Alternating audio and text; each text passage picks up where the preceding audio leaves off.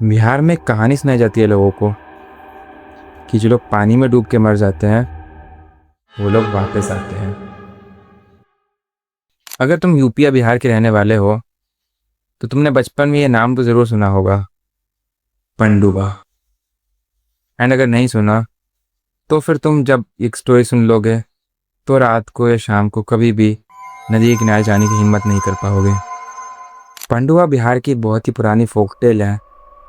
लोग मानते हैं कि जो लोग पानी में डूब के मर जाते हैं उन लोग की आत्मा पानी में भटकती रहती है और फिर वो दूसरे लोगों को भी अपने साथ ले जाने की कोशिश करते रहते हैं। अब भले ये सुनने में किसी मूवी की स्क्रिप्ट लग सकती है, लेकिन जब गांव में इनकी बातें होती है तो लोग बहुत ही सीरियस हो जाते हैं। और यहाँ से कहानी और भी सीरियस हो जाती है, क्योंकि पनडुब्बा सिर्फ दिखता नहीं है, वो बुलाता भी है। कहते हैं अगर शाम होने के बाद तुम कभी किसी नदी किनारे बैठे हुए हो तो वो कोई तुम्हारा जान पहचान का तुम्हें बुलाता है, और एक्चुअली वो तुम्हारा जान पहचान का नहीं होता, वो तुम्हें नाम लेके बुलाता है। एंड वो बदले में तुमसे बीड़ी या सिगरेट मांगता है। एंड अगर तुम उसका आंसर दे देते हो तो वो तुम्हारी लाइफ की सबसे बड़ी मिस्टेक है, क्योंकि शायद वो एक इंसान ना हो, वो एक पनडुब्बा हो सकता है। अब बचपन में जो कहानी मुझे सबसे ज़्यादा डराती थी वो कुछ ऐसी थी।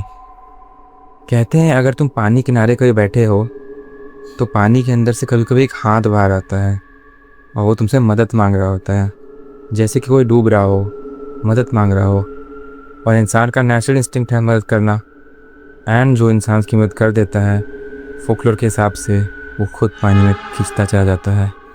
अब ये सच है या झूठ इतना मुझे नहीं याद, लेकिन जब मैं मुजफ्फरपुर में रहा करता था तो हमारे घर के जस्ट अपोजिट में एक लीची का बागान था।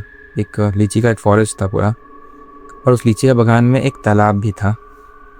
एंड अब उधर वो इसलिए लीची का बागान था तो जब लीची फरते थे उसमें तो हम तोड़ने जाते थे। तो उसीलिए हम लोग को एक टाइम तक की इजाज़त थी कि हम उसमें तक जा सकते हैं, मतलब लीची तोड़ने, उसके बाद नहीं जा सकते।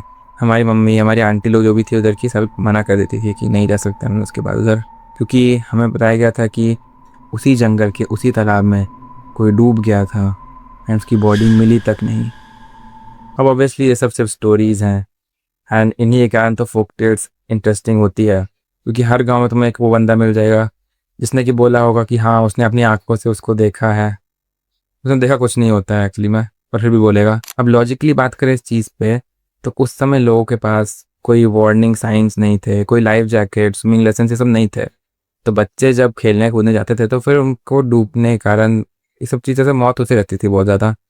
तो बच्चों को डरा के रखने के लिए इस फोक टेल का निर्माण किया गया था। बच्चे वार्निंग से नहीं मानते तो हॉरर स्टोरी से तो मान ही जाते हैं। मुझे आज भी याद है, जब भी मैं बचपन में अपने गांव जाता था, नदी किनारे के पास कहीं भी जाता था, तो मुझे कोई ना कोई पनडुब्बा की कहानी सुना देता। एंड फिर मुझे वो जगह शाम को बिल्कुल भी अच्छी नहीं लगती, एकदम अजीब लगता है वो जगह मेरे को। मतलब सुबह में तो जगह नॉर्मल लगेगी एकदम, लेकिन शाम होते ही वो जगह से एकदम अजीब सी फीलिंग सी आने लगती थी। उसकी हवा अलग हो जाती थी, एटमोसफेयर एकदम ही वियर्ड सा हो जाता था। और शायद इसी वजह से ये स्टोरी इतने सालों तक जिंदा भी रहती हैं। एंड फाइनली ये क्वेश्चन बनता है, तो क्या पनडुब्बा एक्चुअल में एग्जिस्ट करते हैं? माई आंसर इज मुझे नहीं पता। इनफैक्ट किसी को भी नहीं पता होगा। कुछ कहानियाँ सिर्फ भूतों की नहीं होती है, वो होती हैं डर की। एंड पनडुब्बा की ये कहानी भी बिहार की उन कुछ स्टोरीज में से ही है। तो या अगर तुम भी बिहार से हो एंड ये कहानी तुमने पहले सुनी हुई है तो कमेंट में बताना मेरे को तुमने इसके बारे में क्या क्या सुना है, तुम्हारे क्या किस्से रहे इसके हिसाब से। एंड जिन लोगों ने कहानी नहीं सुनी थी, कंग्रेचुलेशंस, आज रात तुम्हें एक नई चीज़ आने वाली है।